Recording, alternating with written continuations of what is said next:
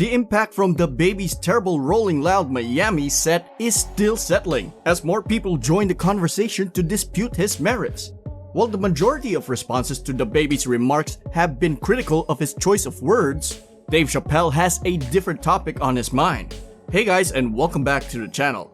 For this video, we will talk about how DaBaby is featured in Netflix special The Closer. But before anything else, please leave a like on the video. Also, don't forget to subscribe to our channel and click the notification bell down below so you won't miss any of our future contents. Without any further ado, let's hop right onto it. While performing at the Rolling Loud Miami on July 25, DaBaby then made remarks about HIV/AIDS and the LGBTQTIA+ community as well. At one point, he asked audience members to put their phones light up unless they're having gay sex in the parking lot or are HIV positive. In the set of the show, he told the audience, if you didn't show up with HIV, AIDS, or any of them deadly sexually transmitted disease that'll make you die in 2 or 3 weeks, then put your cell phone lighters up, he said. He continued by saying, fellas, if you ain't sucking in the parking lot, put your cell phone lighter up. Back on the Netflix show, Chappelle begins by jokingly addressing the response to his previous shows, in which he appears to have particularly targeted LGBTQ people in order to draw attention to what he perceives as disparities in how they are treated in comparison to black people, ignoring the fact that people can be both. All the questions you might have had about all these jokes I've said in the last few years, I hope to answer tonight, he says.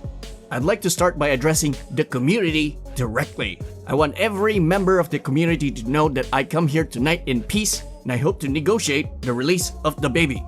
After some extra preamble, he tells the audience that DaBaby was involved in a fatal shooting before his rise to stardom, which he claimed was in self-defense.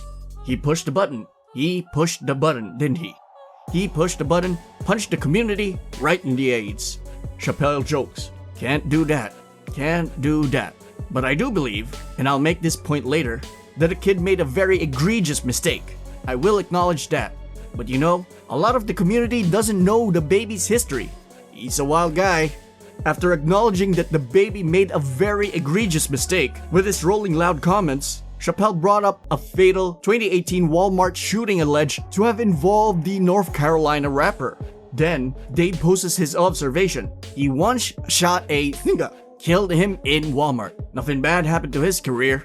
You see where I'm going with this?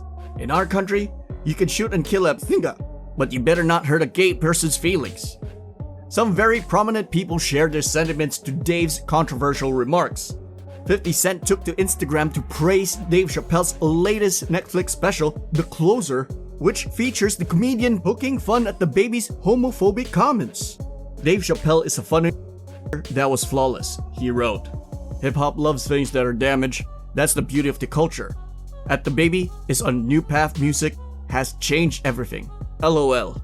Meanwhile, DaBaby has continued to address the fallout himself, meeting with organizations dedicated to HIV/AIDS awareness.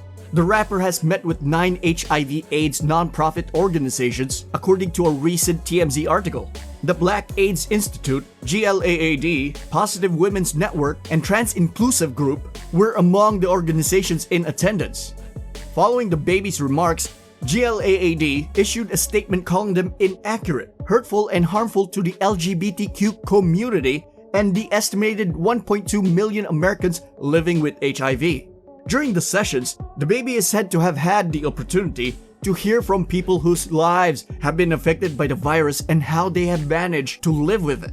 Several organizations reportedly contacted DaBaby immediately after his diatribe, hoping to call him in instead of calling him out by having a constructive conversation. Several of the organizations said DaBaby was genuinely engaged during their discussions and eager to learn more about HIV/AIDS, according to TMZ.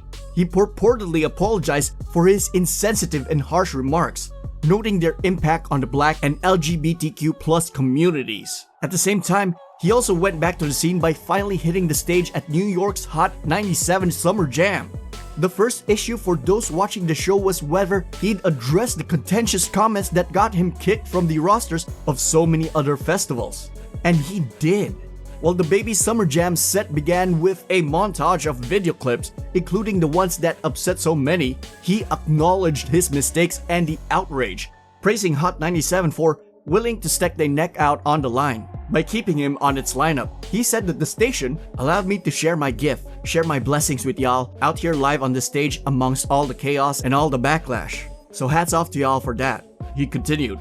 They accepted my sincerity and all my apologies when I said I never ever meant to offend anybody or say anything to make anybody feel any type of way live a few weeks ago. That's it for today. If you guys enjoyed the video, make sure to hit that like button. Don't forget to subscribe and turn on that notification bell so you never miss out on any future content we'll produce for you guys. We're signing off for now, but we'll be sure to catch you all in the next one.